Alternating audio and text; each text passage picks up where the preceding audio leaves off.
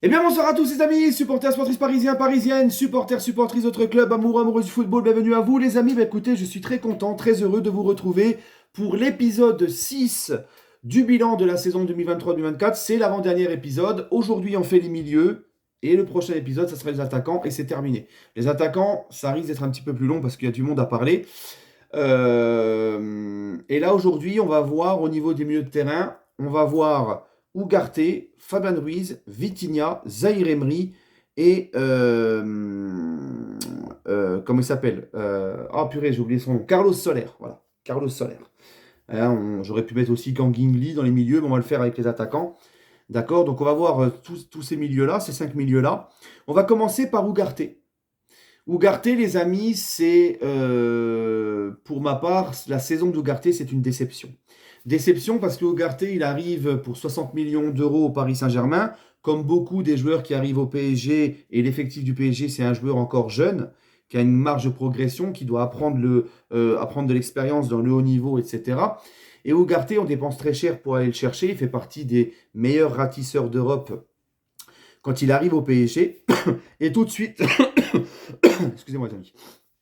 Tout de suite, Ugarte va nous taper dans l'œil. Ugarte va tout de suite nous impressionner, agréablement nous surprendre. Et puis ensuite, Ugarte, terminé. Il a éteint la lumière, c'était terminé. Ugarte, je me rappelle son match au parc contre Dortmund, première Ligue des Champions, il fait un match stratosphérique, on est tous choqués. Même en championnat, contre Marseille 4-0, bref, dans le championnat, il nous. Et là, d'un coup, après, eh ben, depuis surtout son fameux match à Newcastle, où il prend l'eau, mais bon, là, après, c'est vrai que pour sa défense, c'était pas facile, puisque là, c'était Luis Enrique, rappelez-vous, qui avait complètement merdé à mettre un milieu à deux et le laisser enlever ce milieu qui marchait très bien, Zahir Emery ou Ugarte Vitinha. À Newcastle, on arrive avec un milieu à deux. Nos deux milieux prennent complètement l'eau. Je me rappelle, c'était Zahir Emery et Ugarte. Et depuis Ugarte, ben, on a eu du mal à le retrouver dans ses performances, comme si ça lui avait mis un coup de massue sur la tête. Et ensuite, on s'est rendu compte que les matchs qui ont suivi, Ugarte n'était plus du tout dedans et Ugarte était écarté par Luis Enrique. Il a beaucoup moins joué, surtout la deuxième partie de saison.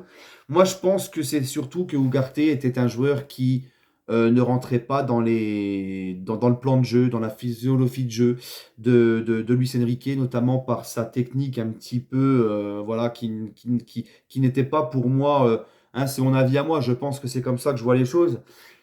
Techniquement, pour moi, il n'était pas satisfaisant pour Luis Enrique et son système de jeu, et ce qui explique le fait qu'on ne l'a plus beaucoup vu.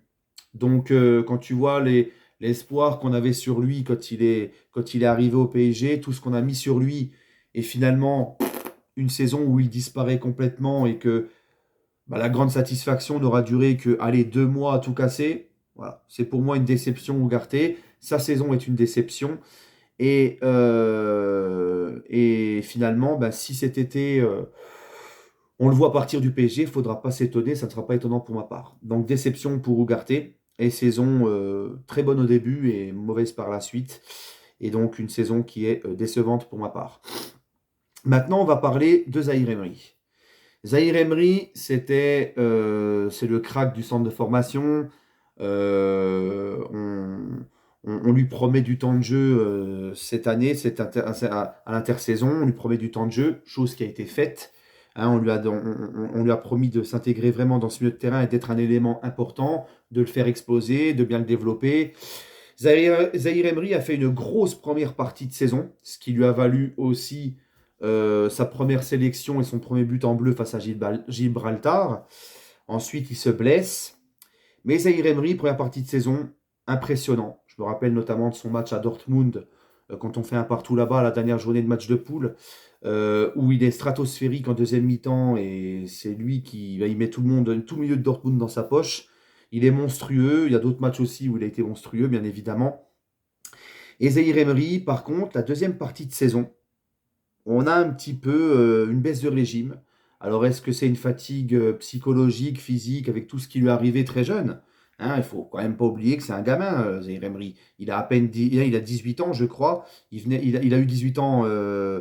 C'est quand qu'il a eu 18 ans? Je crois que c'était au mois de février qu'il a eu 18 ans, Zahir Emery, si je dis pas de bêtises. Rappelez-moi si je dis une bêtise, mais Zaïre Emery, je pense que physiquement et psychologiquement, ça a été difficile pour lui d'encaisser tout ce qui lui arrivait très vite sur le coin de la tête. Titulaire au PSG, on en fait presque un élément majeur au milieu, on lui donne presque les clés du milieu, on en attend énormément de lui. Et la sélection en équipe de France, je pense que tout ça est arrivé très vite. Et il y a eu, je pense, une fatigue psychologique, voire même physique, hein, parce qu'on sait quand un joueur physiquement est un petit peu fatigué, mentalement est un petit peu fatigué, ça va jouer aussi physiquement. Je pense qu'il y a eu un coup de mou, tout ça, un surplus de la part de Zaïre Emery, ce qui est normal, c'est encore un joueur très jeune. Et voilà. Après, franchement, deuxième partie de saison assez décevante pour ma part. Après, cette partie de saison très bonne, voire même très très très bonne. Donc on est assez mitigé sur la saison de Zaïre Emery, mais on va dire que sa saison, globalement, elle est bonne. Et je pense que Zaïre Emery va encore progresser. Et peut-être que cet euro, le fait de prendre des vacances derrière, ça va lui faire du bien. En tout cas, on est quand même très fiers d'avoir ce petit Titi qui a pris de l'ampleur et qui va jouer l'Euro avec les Bleus et qui a pris de l'ampleur avec le Paris Saint-Germain. On espère donc qu'il va bien se relever pour la prochaine saison. Maintenant, on va parler de Fabien Ruiz. Moi, Fabien Ruiz, les gars, c'est un joueur qui est très mystérieux. Fabien Ruiz, les gars, c'est un joueur qui, d'un coup, a eu la, comment dire, je perds mes mots, c'est incroyable comment je peux perdre tous mes mots. Qui a eu la confiance, qui a eu, oui, voilà, qui a été un des chouchous d'un coup comme ça de Luis Enrique, qui le mettait beaucoup par rapport à Ugarte. Alors, j'ai jamais trop compris ce que Luis Enrique trouvait comme qualité à Fabien Ruiz. Alors, les qualités de Fabien Ruiz, on les connaît. C'est un joueur qui peut, hein, quand il est vraiment dans son match, Fabien Ruiz, c'est un joueur qui peut ressortir proprement les ballons. C'est un joueur qui peut apporter du physique au milieu, qui peut se projeter vers l'avant, qui a une bonne frappe de balle. Mais le problème de Fabien Ruiz, c'est que c'est un joueur qui alterne trop entre le jour et la nuit, et il y a plus de nuit que de jour.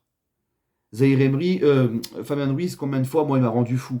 J'avais l'impression de voir un petit peu Dr. Jekyll et Mr. Hyde. Autant, il y a des fois, il y a des matchs où il pouvait vraiment être très, très bon, et des matchs où il était complètement à côté de la plaque, où techniquement c'était horrible, où il avait zéro prise de risque, où tu avais l'impression qu'il était lent même dans ses frappes, dans ses prises de décision, partout.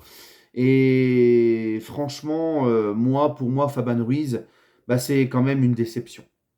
Voilà, vraiment une déception. Et si le PSG pourrait le vendre cet été, ben écoute, je ne vais pas te dire non.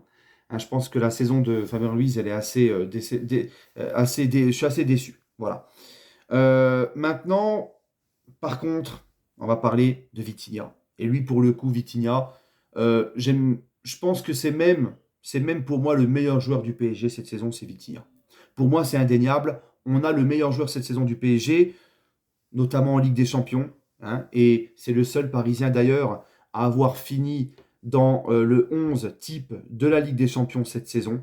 Vitinha, les gars, l'année dernière, il m'a rendu fou. Je vous le dis, Vitinha, l'année dernière, il m'a rendu fou. Aucune prise de risque, que des passes en retrait ou latérales. On sentait que bah, c'était trop léger. Peut-être aussi un petit peu coincé par le fait que Verratti prenait un petit peu tout au milieu, hein, au niveau des ballons, de la technicité. C'était un petit peu Verratti à qui on demandait d'orchestrer le jeu. Tu avais quelqu'un comme Neymar qui redescendait beaucoup pour prendre les ballons et orchestrer le jeu. Messi aussi, qui venait aussi beaucoup pour prendre les ballons, tout tourner autour d'eux. Et j'ai l'impression que c'est un petit peu libéré Vitinha de n'avoir plus tout ce monde-là avec lui. Ça l'a un petit peu libéré. On a un petit peu plus fait confiance à Vitinha. Il s'est un petit peu lâché. Et le milieu de terrain, clairement, tout passait par lui. La cohésion entre le milieu et l'attaque, c'était lui. Tout passait par lui. Voilà. Et là, on a vu un Vitinha qui était partout, à droite, à gauche, relayeur, en 6, devant la défense à la première relance, en 8, en train de casser les lignes. Un joueur qui n'a pas hésité non plus à nous marquer des superbes buts avec des prises d'initiative, des frappes de loin. Vraiment, pour moi, le chef d'orchestre de ce PSG cette année, c'est Vitinha. Franchement, Vitinha, a pris une grosse dimension, a beaucoup explosé sous Luis Enrique. Et là, jusqu'à maintenant, avec le Portugal, hein, où eux aussi, les Portugais sont très heureux de voir ce qu'il est en train de faire avec la sélection. Vitinha, pour moi, c'est une grande satisfaction. Et c'est un joueur qui a enfin explosé comme on l'attendait et qui a mis enfin, qui a exploité les qualités qu'on connaissait de lui quand il était à Porto et qu'il est arrivé au PSG. Donc franchement, Vitinha, c'est une satisfaction à 2000%. Et comme je te l'ai dit, pour moi, c'est le meilleur joueur du PSG cette saison 2023-2024. Voilà. Maintenant, on va finir par Carlos Soler. Carlos Soler, c'est un joueur qui a été un petit peu baladé à droite à un moment donné, quand il a fallu faire tourner avec Hakimi. Bon, moi, je n'ai pas trouvé Soler dégueulasse quand il a joué à droite. Alors, bien sûr, en Ligue 1. Hein, en Ligue des, je n'allais pas te demander qu'on le mette en Ligue des Champions dans les gros matchs. Mais en Ligue 1, il a pas mal bien dépanné à droite. J'ai trouvé qu'il était quand même assez intéressant à droite quand on a fait appel à lui en Ligue 1. Mais alors au milieu, Soler, à chaque fois qu'il a joué, j'ai pas le souvenir d'un bon match de lui, malgré toutes les bonnes volontés qu'il avait, Soler. Mais quand tu vois le joueur que c'était à Valence, que c'est un joueur qui, de base, est quand même assez technique, qui a du ballon. Là, Soler, au PSG, aucune prise d'initiative, et ça fait 2 ans que c'est comme ça, hein. Aucune prise d'initiative, aucune prise de risque, pratiquement aucun ballon vers l'avant, aucune passe qui casse les lignes, aucune percussion, aucune projection vers l'avant. Je ne sais même pas s'il a fait une passe D ou quoi. C'est terrifiant.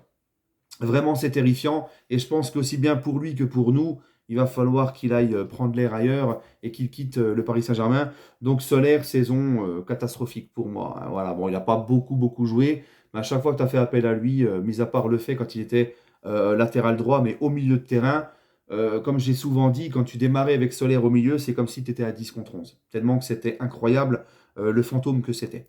Voilà, donc c'était mon avis sur les milieux de terrain, sur leur saison.